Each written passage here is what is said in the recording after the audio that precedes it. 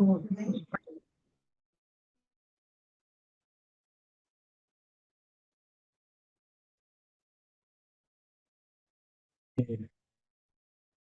perkenalkan, saya Tito Pangestu dari kelompok 2, kelompok jaringan komputer. Di kelompok 2, saya sendiri, Tito Pangestu, dan juga Yoga Setia Adi Pradana. Next, definisi routing. Pengertian umum dari peruteran atau routing adalah suatu proses paket yang meneruskan jaringan dari suatu ke jaringan lain hanya melalui internet. Routing atau peruteran juga dapat merujuk pada beberapa jaringan yang terhubung, sehingga jaringan internet dapat ditransmisikan dari suatu jaringan ke jaringan lainnya.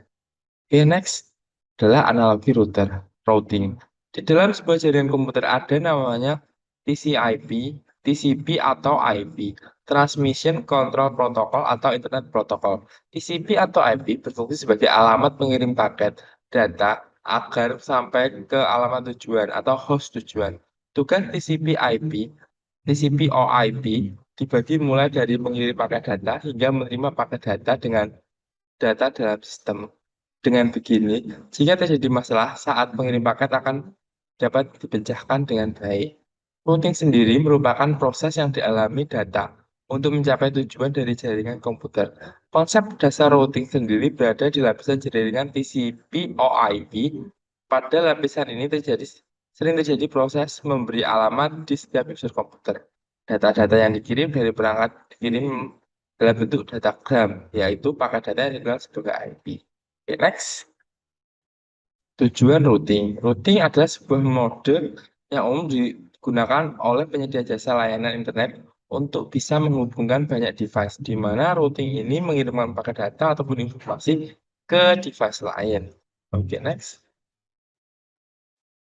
Routing sangat penting untuk dipelajari. Oke, yang selanjutnya adalah manfaat routing. Routing sangat penting dipelajari karena berguna untuk mengetahui jasa-jasa jaringan. Dengan mempelajari routing, Anda dapat mengkonfigurasi dua buah router atau lebih agar saling terhubung dan mengirimkan pesan ping satu sama lainnya. Jadi bisa dibilang routing sangat berguna fungsinya untuk komputer pada saat ini. Oke, next adalah jenis-jenis routing berdasarkan pengiriman paket. Ada dua jenis. Yang pertama adalah direct routing atau direct delivery. Paket atau informasinya dikirimkan dari device ke device lainnya secara langsung. Host berada pada jaringan fisik yang sama, sehingga tidak memerlukan mesin atau gateway. Yang kedua adalah indirect routing atau indirect delivery. Paket atau informasi yang dikirimkan dari device ke device satu ke device lainnya yang tidak terhubung langsung atau berbeda jaringan, sehingga paket akan melewati satu atau lebih gateway atau network yang lainnya sebelum menuju ke device tujuan. Oke, selanjutnya akan dilanjutkan oleh teman saya Yoga Adi Pradana.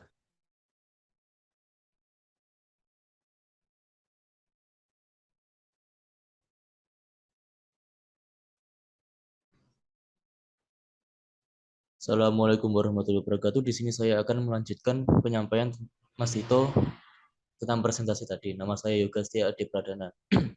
Jenis static routing. Static routing merupakan suatu mekanisme routing secara manual.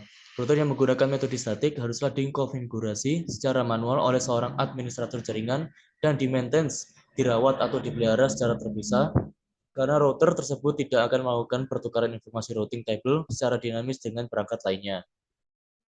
Cara kerja static routing, yaitu konfigurasi perangkat router dilakukan oleh administrator jaringan. Routing dilakukan berdasarkan informasi yang diterima oleh tabel routing. Administrator jaringan menggunakan perintah IP route secara manual untuk mengkonfigurasi router dengan routing statis. Routing ini berguna untuk melewatkan paket data yang ada pada jaringan. Keuntungan menggunakan routing statis, yaitu 1. Meringankan proses router. Yang kedua, tidak ada bandwidth yang digunakan dalam pertukaran informasi dari tabel isi routing pada saat pengiriman paket. 3. Lebih kebal dari segala usaha hacker dalam membobol jaringan. Jenis dynamic routing. Routing dinamis adalah routing yang dilakukan oleh router dengan cara membuat jalur komunikasi data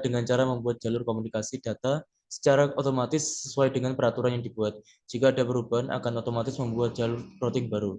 Routing dinamis ini berada pada lapisan network jaringan komputer dalam TCP atau IP protokol suite. Cara